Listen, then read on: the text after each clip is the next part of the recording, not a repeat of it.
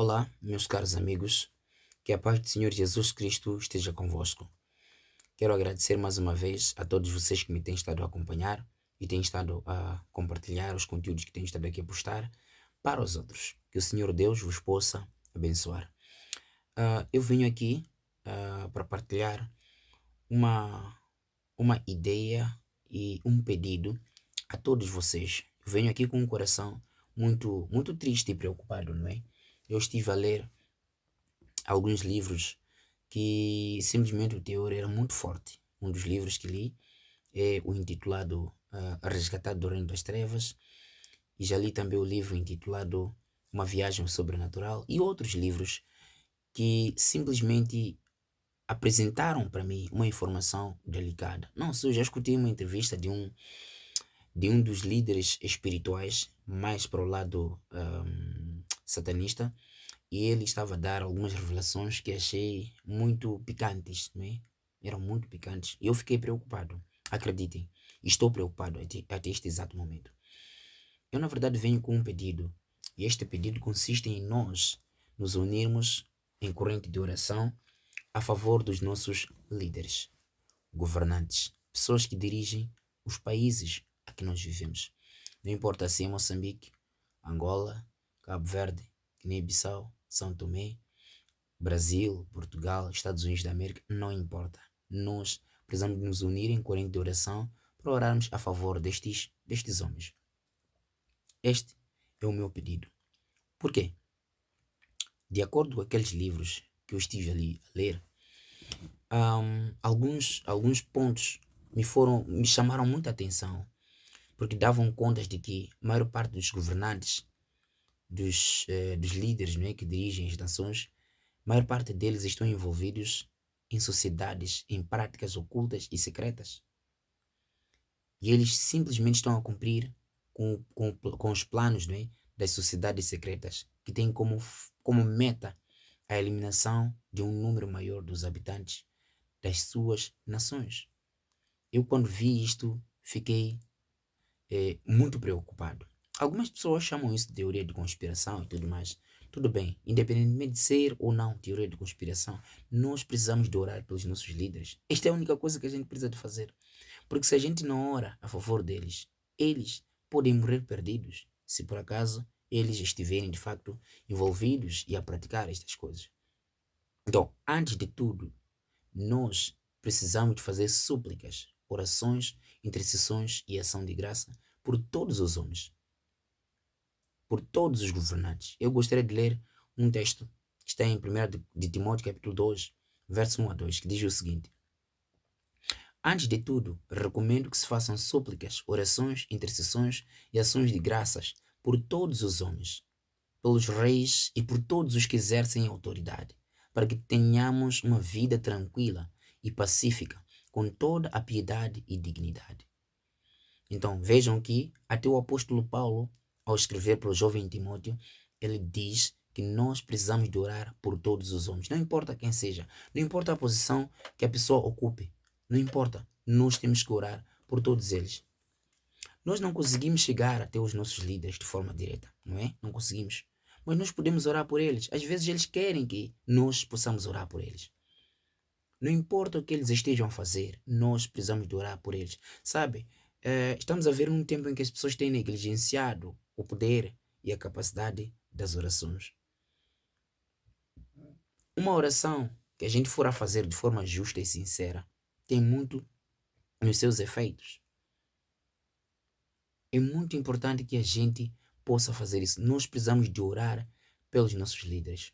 Olha aqui o texto que acabei de ler do apóstolo Paulo, é um texto muito direto sobre a necessidade de orar pelos governantes. O apóstolo Paulo, ele instrui que a oração pelos líderes é fundamental para que haja ordem e paz social. E se nós não orarmos pelos nossos líderes, o que é que vai ser deles? Outro texto que está em Jeremias capítulo 29, verso 7, diz o seguinte: Procurem a prosperidade da cidade para a qual os deportei e orem ao Senhor em favor dela, porque a prosperidade de vocês depende da prosperidade dela. Conseguem perceber? Independentemente do que o seu líder ou o governante da sua nação nós precisamos de orar pelos nossos líderes. Veja que esse texto, embora, não é? Embora se refira ao exílio da Babilônia, o princípio de orar prevalece. Nós precisamos de orar pelos nossos líderes. Veja que nesse texto prevalece o princípio de orar pelos nossos líderes.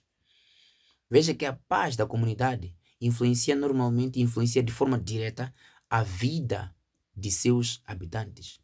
Outro texto que está aqui no livro de Provérbios 21, verso 1, diz o seguinte: o coração do rei é como um rio controlado pelo Senhor. Ele o dirige para onde quer. Então, este verso é claro e nos lembra que Deus tem poder sobre os líderes e que a oração pode mover o Senhor a influenciar as suas decisões. Então, temos que orar. Não é fácil orar, mas nós temos que orar. Precisamos de orar pelos nossos líderes. Eu hei de ler ainda outro verso que diz o seguinte. Romanos capítulo 13, verso 1 diz o seguinte: todos devem sujeitar-se às autoridades governamentais, pois não há autoridade que não venha de Deus. As autoridades que não venha de Deus, as autoridades que existem. Então, é importante percebermos, amigos, que alguns líderes, neste caso presidentes, ministros, governadores, comandantes, senhores, não é? etc., foram tão longe ao se envolverem com o ocultismo, com o satanismo, que estão tão cansados de continuar, não é? De continuar a consumir sangue humano, porque naquele livro estava escrito isso, que a maior parte dos líderes que dirigem as nações, eles consomem o sangue humano. É tão estranho, não é? Eu li isto, não é? Eu li. Porque a pessoa pertencia a estas sociedades secretas e disse de facto que é assim como a coisa funciona. Então, alguns líderes estão tão envolvidos nestas coisas que estão tão cansados de consumir o sangue humano ou de continuar a praticar atos hediondos, coisas que simplesmente os torna tão cruéis e frios que não conseguem voltar atrás. No entanto, se alguns deles, se nós orarmos, alguns deles podem mudar. Ou todos. Alguns deles podem mudar. Se não, todos, ou a maioria. Não é? Esses homens, amados amigos, se estiverem envolvidos, já estão cansados destas coisas e querem estar livres disso. Querem estar livres de consumir o sangue humano. No entanto, o sangue de Jesus Cristo os pode libertar, os pode tirar desses lugares. E o único que os pode livrar desse mundo oculto é Jesus. E os tais líderes sabem perfeitamente disso. Os que estão envolvidos nestas coisas sabem destas coisas. E eles sabem que não devem pronunciar em nenhum momento o nome de Jesus Cristo, porque caso o façam, eles serão eliminados. Serão eliminados. Toda a sua posteridade pode ser eliminada. Eles estariam gratos se nós orássemos por eles. Se nós pedíssemos a Jesus, se pedíssemos a Deus, reclamar diante de Jesus Cristo a favor da vida deles. Sabe, Jesus quer também que eles sejam salvos. Algumas vezes nós simplesmente nos limitamos em insultá-los, clamar ou desejar um mal contra eles, resistir-lhes, ofendê-los. Não, nós precisamos de mudar de postura. Precisamos de orar pelos nossos líderes. Unamos-nos pelo livramento dos nossos líderes. Eles podem ainda ser livrados dessas coisas. Podem ainda ser livrados destas coisas. Se por acaso a gente clamar a Deus por eles, eles podem ainda ser livrados destas coisas. Insultá-los, amaldiçoá-los e desejar o pior a eles não seria a melhor solução. Satanás fica feliz quando assim procedemos. Agora, se todos nós nos unirmos em oração e jejum por 3 dias ou por um dia, depende, a condição que você achar que pode conseguir, orar a favor dos nossos líderes, casos que estão a acontecer nas nações a nível de todo o mundo, clamando pelo livramento desses líderes, acreditem que a ação divina será imediata. Porque nós estaremos exatamente a seguir a ordem do Mestre Jesus, fazendo orações altruístas e intercessórias pelos outros. Eu espero ter sido bem compreendido. Precisamos de orar pelos nossos líderes. Eu acredito que Daniel orava por Nabucodonosor. Qual foi a consequência? Nabucodonosor converteu-se. Daniel pregou para Nabucodonosor. Os seus amigos pregaram para Nabucodonosor em face da decisão que eles tomaram. Nabucodonosor refletiu. Lembram-se de outra ocasião, quando Nabucodonosor teve aquele sonho? Teve aquele sonho e sobre a árvore, né, frondosa e tudo mais, chamou Daniel para que pudesse interpretar aquele sonho.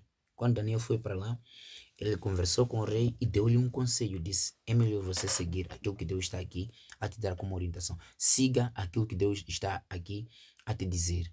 Não rejeite o conselho de Deus. Nabucodonosor obedeceu, ficou 7 anos lá fora, não é? Ficou 7 anos lá fora. Depois de 7 anos voltou ao seu trono e já era uma pessoa convertida. Então precisamos de orar pelos nossos líderes. Que o Senhor Deus possa abençoar todos vocês e que cuide de cada um de vocês. Até a próxima.